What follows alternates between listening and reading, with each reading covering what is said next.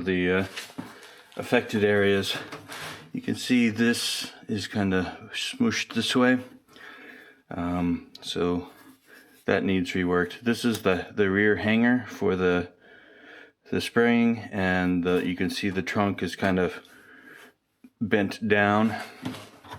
This support is all mangled, and it gets worse as you get further to the left. That's still mangled up pretty bad too. Even this is up here, the support. So there's a lot of work to be done, straightening out this side and getting it looking back to how it's supposed to. Let's get it up on jack stands and see what we can do. Now with the whole rear axle out of the way, I can show you more of the work that needs to be done, especially right through here. I guess this took the brunt of the impact. This is really bent, all of this through here. Yeah, this is all folded up funny, so that's gonna take a lot of work. So we're gonna start cutting stuff away bit by bit until we get the parts off. There's two big components. This is one. This is the boot floor. I think it goes like this. It's pretty much missing. Between the rust and the accident, this is pretty much gone. There's remnants of it, but there's not a lot of it left. So that's one of the parts we're going to replace. Also the outer wheel well, which is still in order. I had ordered an extra one, or another one for this. This is for the right hand side because it's all rusted away. The left hand side should be arriving very soon this week. Now we just need to crawl under and start hacking away. Safety first!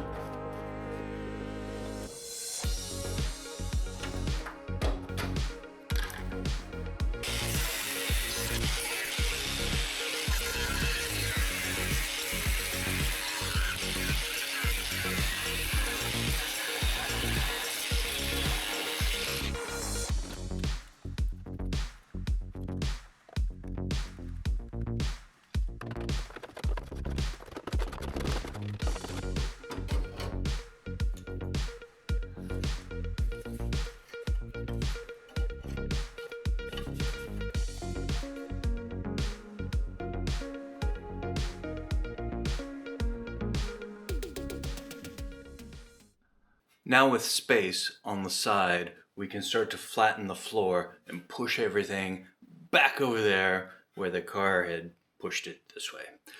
To do that, I have a new little friend. Oh, that's loud. The easiest way to flatten a piece of metal is put it on an anvil and beat on it. The flatness of the anvil will force the metal to flatten out as you hit on it. If you can't take the metal to the anvil, you can bring the anvil to the metal. So I'm going to bring the jack over and use it as the anvil.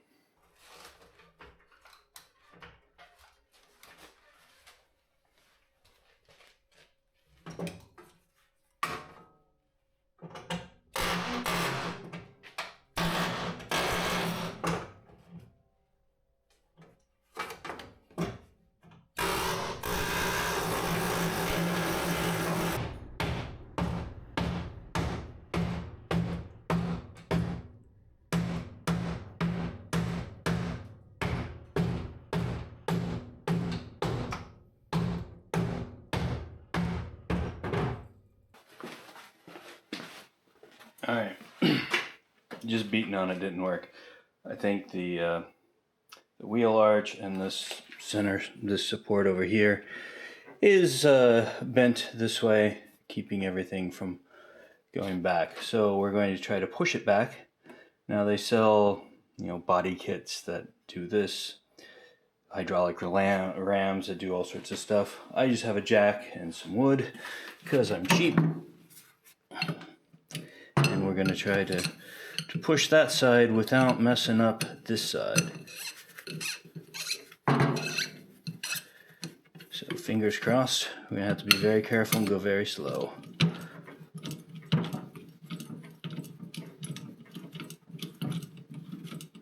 Is my jack not going to work in this position? Seriously? Try it sideways maybe.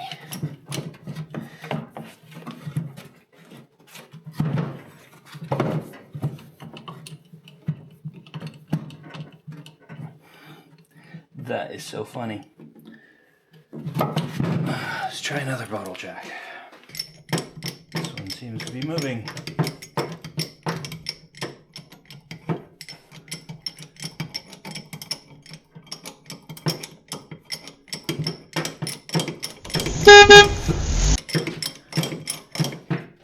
Are you kidding me? So this is only rated at 1 ton. Let's see what we can get out of it.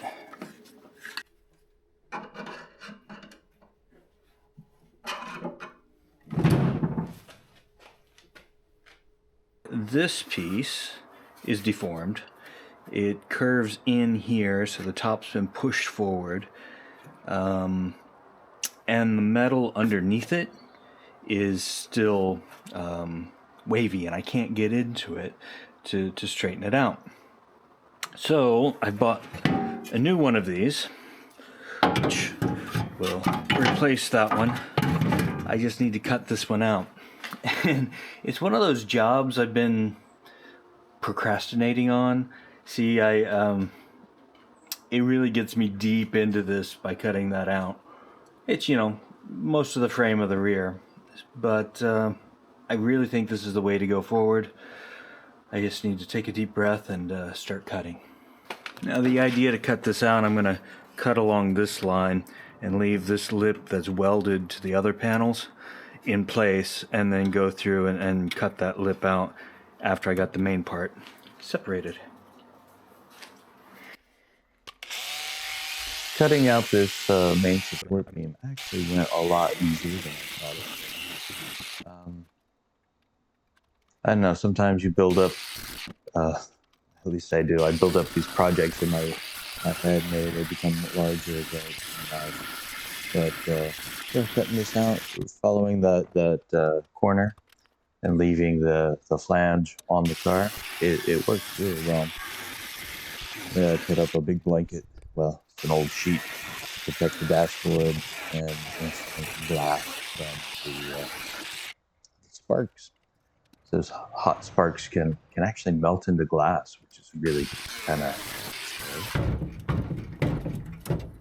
It seems like with most metal that I end up cutting out, the last little bit is just wiggling it back and forth until that final little bit decides to let go. Metal fatigue is your friend. Like pulling an old tooth. You wiggle it and wiggle it and wiggle it, and finally it comes on out.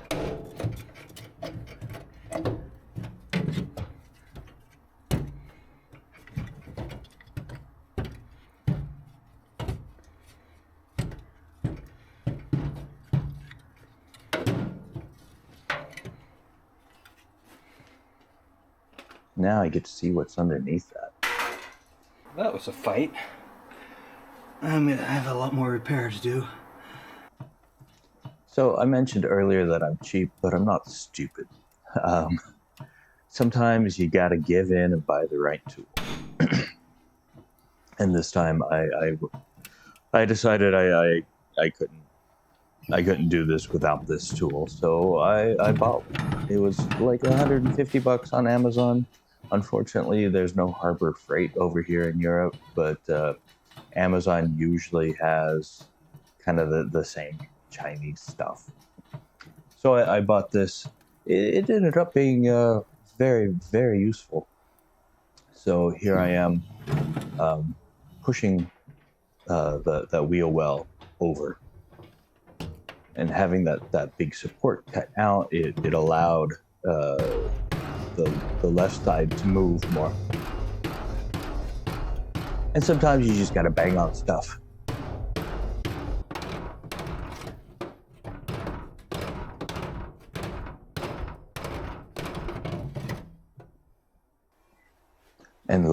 And lots of test fitting. I have one simple goal for today, and that is to repair this section. It's rusted through, and with this support out of the way, it's going to be a lot easier to fix it from the top than from the bottom. I just have to figure out how to go about it. It's going to be a couple pieces. I have this piece here, and then this funny dog leg shape here. Let's get going. Over the next few videos, you're going to see me doing a lot of rust repair. The Sprite was in a little bit worse condition than I thought. They're all little things, but the little things add up. And here is the control technique. They do not like holes in your car. So let me go through the process and show you how it's done. The first step, of course, is cutting out the rust. You got to get back to some solid metal to be able to weld onto it. Otherwise, every time you hit it with the arc, it'll just evaporate. Then your hole gets bigger. And you'll already have cut the metal to fill it in. It's rather annoying. You got to cut it back quite a ways to find solid metal. Then you need to make a pattern that fits that hole. There's several ways to do this. There's the CAD method, the cardboard aided design method, and there's the tape method. And sometimes you just take the piece of metal and stick it up there and draw around it. It all depends on what you can do, how easily you can get a pencil on the back side of the hole, whether the metal will fit in there. For this one, it looks like I used tape. There, I'd cut it out. For this dog leg piece, I'm definitely using tape. You just fill it all in with tape.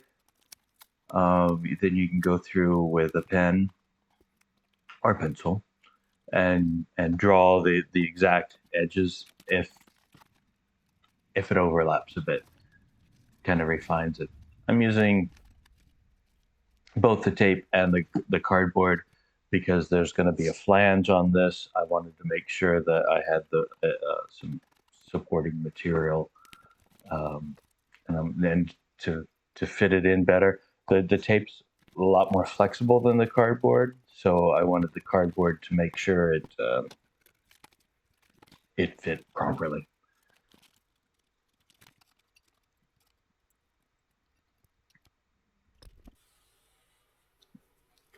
Then take it over to a nice big sheet of metal, trace it out.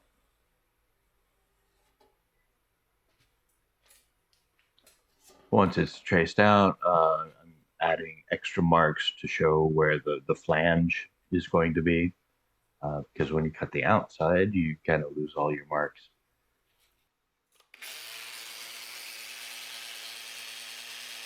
There's lots of ways to cut the sheet metal. There's these really cool bench shear things. I don't have one. You can use aviation snips. The sheet metal is a little tough to do. So I mostly end up using the death wheel. You can see I'm pounding out the flange that goes around the curve. It's never an easy thing to make a flange on a curve. When you bend the flange, it wants to bend the flat part, so it's a lot of work. But with some simple tools, you can really do a lot. If you think about, well, here in Europe, there's a lot of castles. Here in Luxembourg, there's a lot of castles. And you go to these castles, they always have suits of armor. and you look at those and they're just amazing. And you know, they didn't have special sheet metal bending tools. It was all done with, you know, a hammer and an anvil. And yeah, with just a hammer and an anvil, you could do so much. So don't let no, I don't have the right tools to do it. Don't let that stop you. I don't even have an anvil. I'm using this bench vise as an anvil.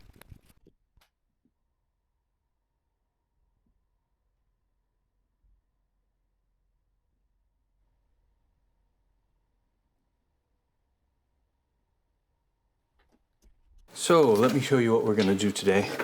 This wheel, inner wheel arch thingy thing, it's rather folded up right along here.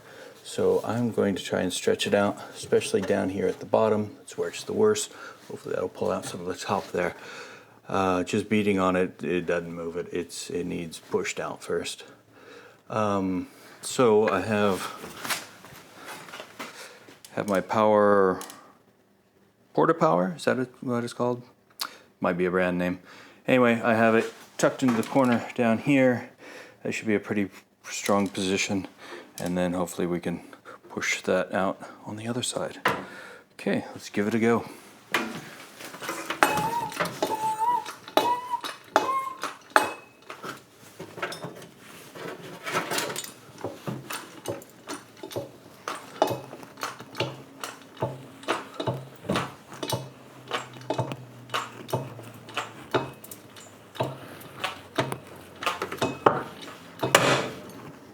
Snap, crackle, pop. Did something. Let's move it up a bit.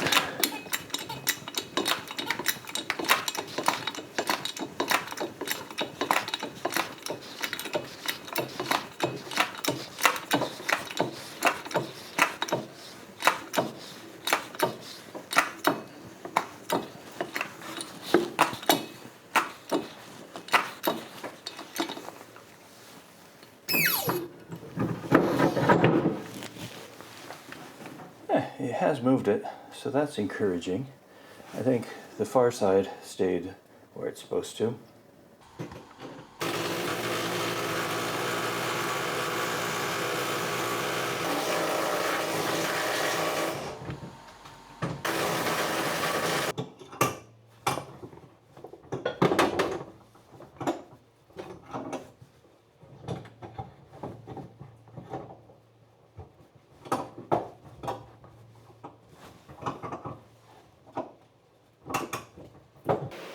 Nice clean steel under there. So yeah, somebody gone through and put undercoat all over the car. Inside, I guess they redid the interior at some point. And it's all underneath all the carpet. I can't complain because it does seem to have kept the rust down. Yeah, there's still places where it's rusted, but overall, I've seen a lot worse. Let's just say that. I don't know if you can see it or not, but I've almost got it in place.